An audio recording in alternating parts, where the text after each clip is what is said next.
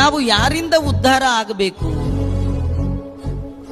ನಮ್ಮನ್ನ ನಾವು ಉದ್ಧಾರ ಮಾಡಿಕೊಳ್ಬೇಕೇ ವಿನ ನಮ್ಮನ್ನ ಮತ್ಯಾರೂ ಉದ್ಧಾರ ಮಾಡಲಿಕ್ಕೆ ಸಾಧ್ಯ ಇಲ್ಲ.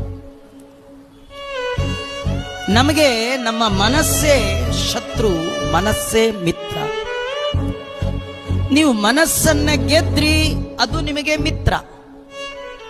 ಮನಸ್ಸಿಗೆ ನೀವು ಸೋತ್ರಿ, ಮನಸ್ಸು ನಿಗ್ರಹ ಮಾಡ್ಲಿಕ್ಕೆ ಆಗ್ಲಿಲ್ಲ, ಅದು ನಿಮಗೆ ಶತ್ರು. ಒಂದು ಈ ಜಪಕ್ಕೆ ಕೂತ್ಕೊಳ್ಳುವಾಗ, ಧ್ಯಾನಕ್ಕೆ ಕೂತ್ಕೊಳ್ಳುವಾಗ ಪಕ್ಕದಲ್ಲಿ ಒಬ್ಬರನ್ನು ಕೂಡಿಸ್ಕೊಳ್ಬಾರ್ದು.